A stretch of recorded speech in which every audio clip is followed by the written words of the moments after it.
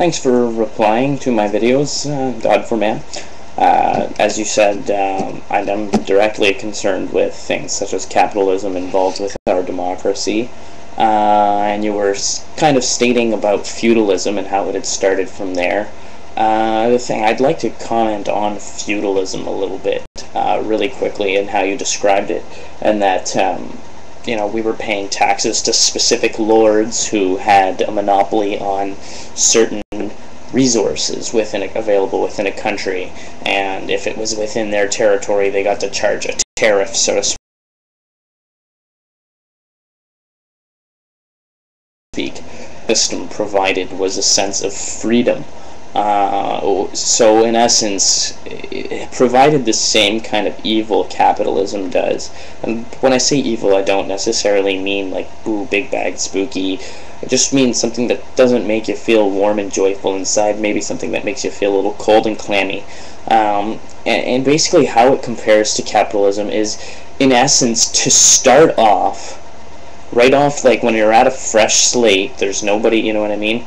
There are people who are able to initially capitalize on something.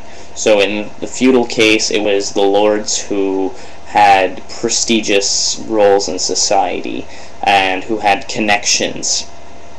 Now, there was no real equality in that time because those connections were something specific to people who had families that were already established. Whereas in today's day and age, we have the internet, we've got, you know, so many different avenues of communication between each other that now, you know, I have connections with various people. Mind you, there is still a privacy kind of thing going on where I can't really contact and communicate with, let's say, Bill Gates, but I can speak with people, representatives from his company, which, by the way, Bill Gates is no longer the richest man in the world. Warren Buffett is, off topic. Anyways, that is really comparable to capitalism, but the thing with capitalism is that it basically, democracy accompanied capitalism, or they went hand in hand during the initial times of democracy starting up in North America. It was an ideal system for our country because it embodied, you know, a sense of freedom where it was equal for everybody. Everybody had equal opportunity.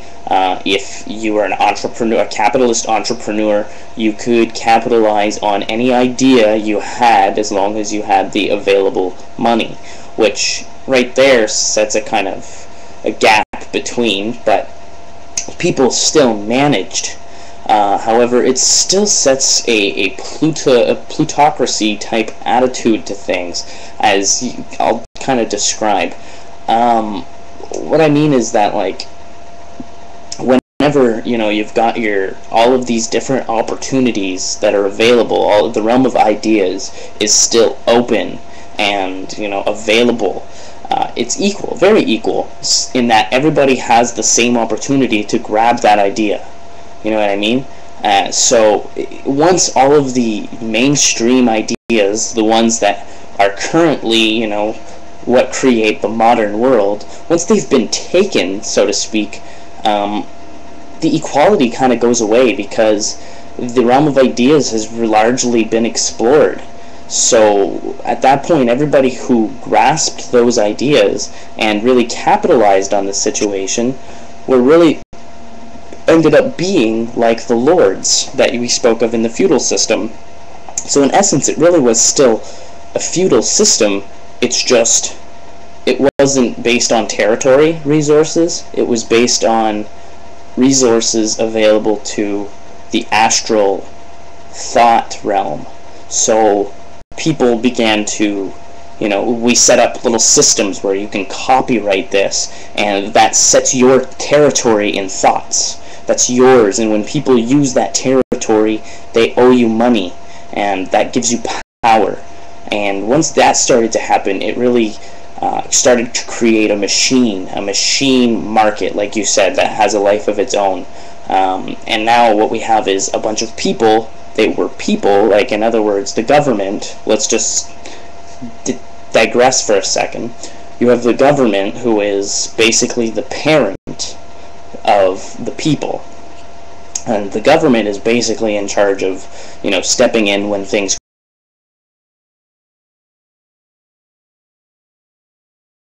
cross a line with social issues, or if they are, it is to create a equal sense, to create equality, if something is getting out of hand, so to speak.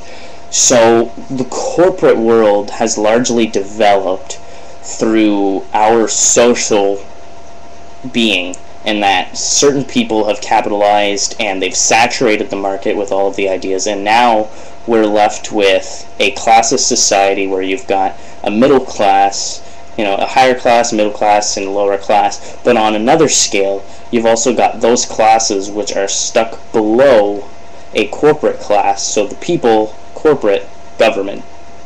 And the corporate is actually an illusion. It actually belongs to the people. It is the people. Because really what it was a bunch of people who gathered these ideas and did the exact same thing as feudalism, whereas the idea of capitalism was to embody equality in democracy. Democracy was supposed to give power to the people. So really what happened was the people then came over and they were like, yeah, let's take advantage of this and do what the lords were doing to us, to our people. It's our turn to be those bastards.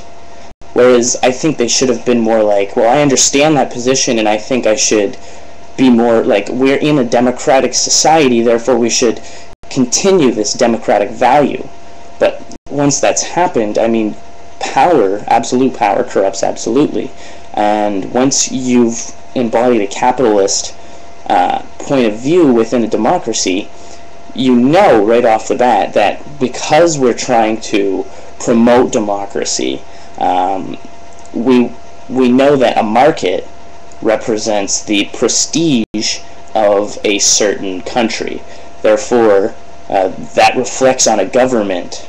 And since the government is directly what is trying to promote democracy, they want to create a one-world government, so to speak, however free or controlled that would be. They want to promote the idea that democracy is the best idea. So how better to do that than to ally yourself with the people who are capitalizing off of the people. So you create a layer, an illusion layer, that uses the people by being the people. We are the people, therefore we know what the people want, therefore we provide the people, therefore we make money off of the people. So it's not exactly balanced, because there should be no persuasion between the government and the people. There should be an equal, interface between them, not a bumping between. There should be no middleman. And therefore, like you were saying about the media should be, like you said with the newspapers, run by the people. It should be the people talking to the people, and perhaps citing sources with the government and doing that sort of thing. So, in essence, the people's power in a democracy has been usurped by the government, and in essence, we're now in a plutocracy, which is basically, people with the most money are the ones who are the rulers, and we've basically entered a dictatorship that is hidden behind a realm of psychological lies. And people don't mind it, is the thing about it. And most people didn't mind Hitler either, because they thought he was doing the right thing. People don't mind it now because we have our, I have this computer in front of me and they're providing me with all of this, but I also don't have the same opportunities as them in this world. That is, I'd like to go see Victoria Falls, I'd like to go see Easter Island, I'd like to go see the Great Pyramid of Giza, I'd like to go see all of these beautiful things, but I can't because I'm working for the man, so to speak. I've got 33 seconds left to go, but in essence I feel as though there needs to be a change in attitude from the corporate world, reviewing their sense of identity, and not the people in it. I mean, reviewing the sense of identity in the logos they represent. That is McDonald's, that is NBC, that is CNN, all of that. They really need to review what their logo represents. And that's basically what I'd like to say here. So thank you very much.